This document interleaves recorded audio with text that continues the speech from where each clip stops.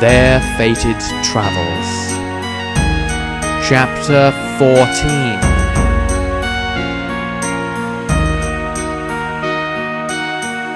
Trial of Fire.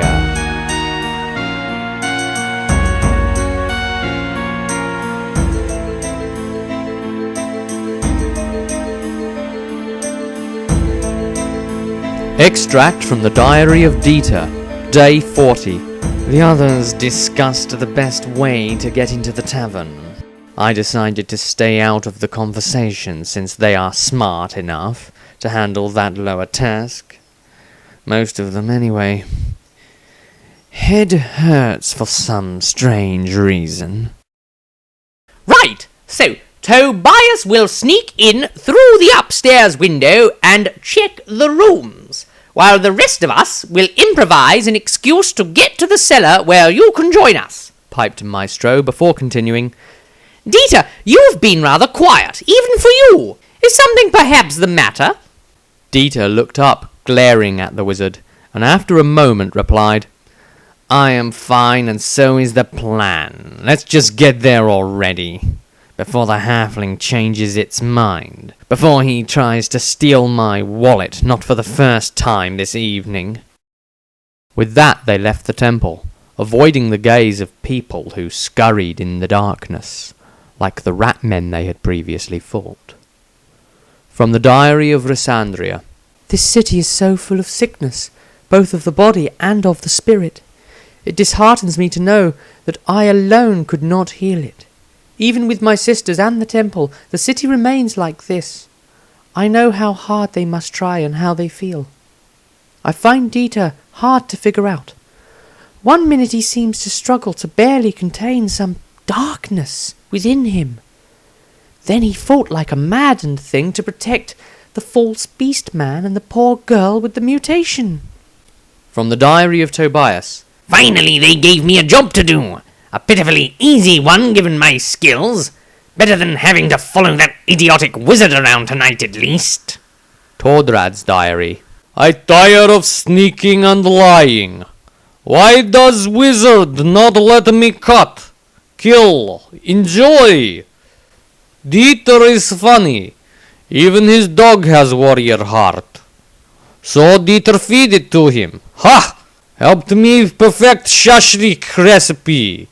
Needed more heart. They watched as the halfling Tobias ran deftly around the corner, and as they saw his shadow climb up the wall, they entered the tavern. The sudden smoky interior created from the patrons' cheap cigarettes and hefty pipes stung their eyes. Once they had recovered, they made straight for the bar. Tordrad ordered 2 vodkas for himself, clutching them closely to his chest like a protective mother bird. The others began to acquaint themselves with the barman. The halfling slowly pulled the window up and entered silently into the small room. As his eyes adjusted to the gloom, he saw he was standing in a small alchemy lab. Although he knew that this couldn't be possible, his mind took him back to a time long before now. As the halfling sneaked forward, he saw that in the corner of the laboratory stood a small stove that had some strange green liquid bubbling away inside it. The room was empty, but he knew how quickly that could change, better than any other. The halfling crept silently across the room, searching for the notes he knew to be there. He knew instinctively that what he had come for was more important than what they had sent him here to find. After a few moments of furious searching, he found them. He found the paperwork with the recipe for the elixir to crystallize crushed plant matter into diamonds. With what he came for tucked in his leather tunic, he began to creep back towards the window and the freedom of the outside air when the door opened. What are you doing here? You know Dad will tan your hide if he finds you in his laboratory, came a high-pitched query in a distinctly pompous tone.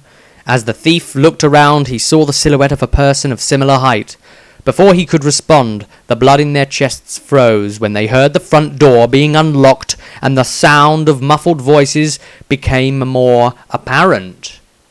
Downstairs in the Sword and Flail, Maestro propped his arms up on the bar and leaned over, catching the attention of the barkeep. I know this might sound cliché, my good man, but they have reason to believe that you have rats in your cellar. Maybe even of the talking kind, if you know what I mean. The ruddy-faced barman glanced around the room nervously, worried that this skinny but well-dressed eccentric man may harm the tavern's reputation. Pointing a plump finger at the man, almost as if to see him better, the man defended the honour of his establishment.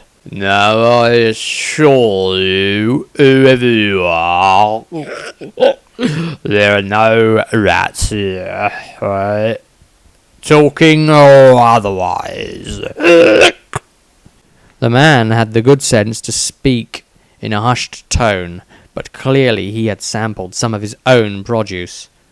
Sensing this could be a problem, Maestro subtly gave the winds of magic a jolt, casting a spell under his breath. As he waved his hand under the counter, he directed it into his staff. He firmly brought his staff down onto the wooden floor. There was a series of squeaking sounds, along with sudden scratching, as if from tiny claws. "Oh, my word! Oh, did you just hear that?" started Maestro. "Well, we could deal with your little, problem here, barkeep. Discreetly, of course. It seems to be a staple of adventurers to kill rats in basements anyway, or so I have heard." Dieter aided Maestro's ploy. "Great idea, Maestro, but I am sure the barkeep would be—" Dieter looked straight into the barman's somewhat glazed-over eyes. "Grateful enough to offer us a drink on the house." Dieter could sometimes have a convincing manner, and there was something about his eyes this time that registered a tussle of willpower in the barman's subconscious mind, a tussle that he had no chance of winning. Although he understood little of the conversation, the Kislevite understood the word drink and cheered. Without argument, the barman led them past the bar and through the door to the back, past the staircase leading up to the rooms, and stopped at the cellar door. Dieter spotted a shadow at the top of the stairs and realized that Tobias was waiting up there for the opportune moment to rejoin the group. After the landlord left to go back to his post, the halfling did indeed return to them, carrying a number of artifacts, items that could only be for chaos worship. He was also attempting to conceal a very large pouch of money. Dieter grinned like a shark. "So this man definitely knows what is going on here. From the looks of that pouch, he is being paid to keep quiet about it. What took you so long, Tobias?" Without waiting for a reply, Dieter began to search the cellar, finding little of any real interest.